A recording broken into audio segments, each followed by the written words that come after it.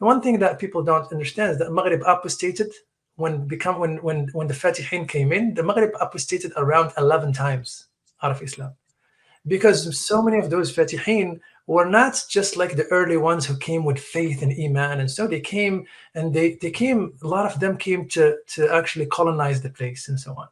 And and there was a lot of sects. Everybody who ran from the center in Baghdad or Damascus, they ran to the outskirts. So who ran from the Abbasid early time? The family of the Prophet sallallahu alaihi wasallam. Those who were massacred in Fakh and so on, Sidna Ibrahim. So the sons of Sidna Ibrahim came in, sons of Sidna Hassan al-Muthanna and so on came into Maghrib. And when they came in, they were different than those people who came to just get concubines and get this and get that. They were different. They were people of Allah Ta'ala, and they latched to them. Maghrib was Mu'tazilite and Kharijite. And Idris al-Awwal came in, and they all surrounded her, and he unified Morocco. He unified it. So from the get-go, their taste of Islam was through,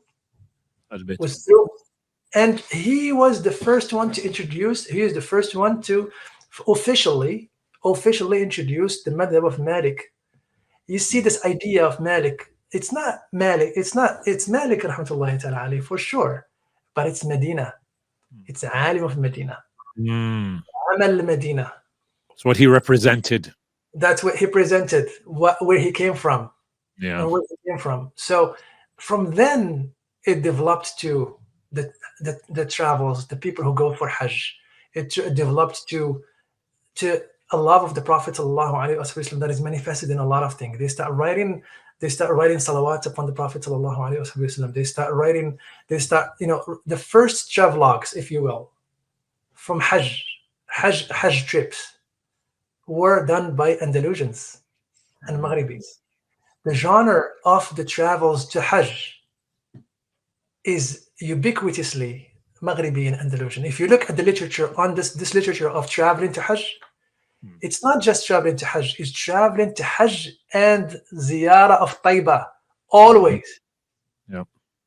Mal'ul Aiba, this is a book of Nur Shade. Mal'ul Aiba fi ziyarati Baytillahi wa Taiba. So you can tell, even if you don't understand the words, you can tell that Medina is present. And they could never, they would consider somebody's Hajj not complete if they don't come and visit the Prophet ﷺ. They were awqaf, Sidi Mu'tasim. They are awqafs of the Maghribis in Medina up to this point. Harat al-Maghariba in Morocco, in Medina up to this point.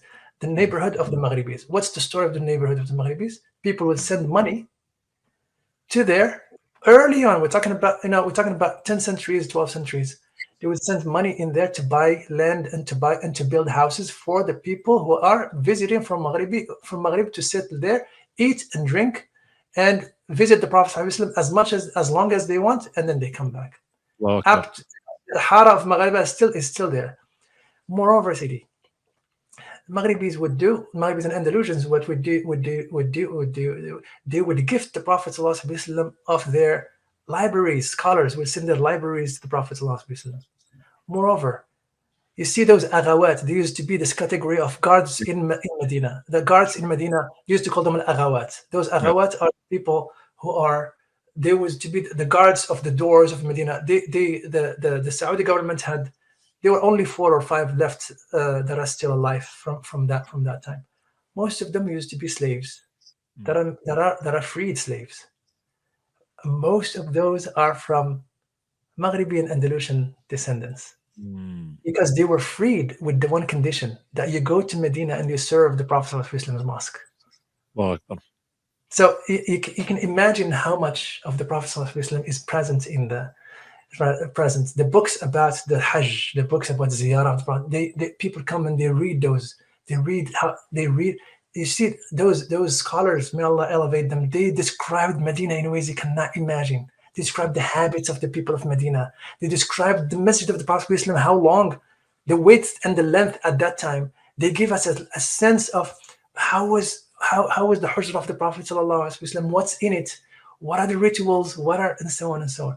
And they really brought so much of that to Medina, and they took so much of Medina back to the Maghribis, back to their lands. And those stories those stories that they brought with them became something that of religious nature.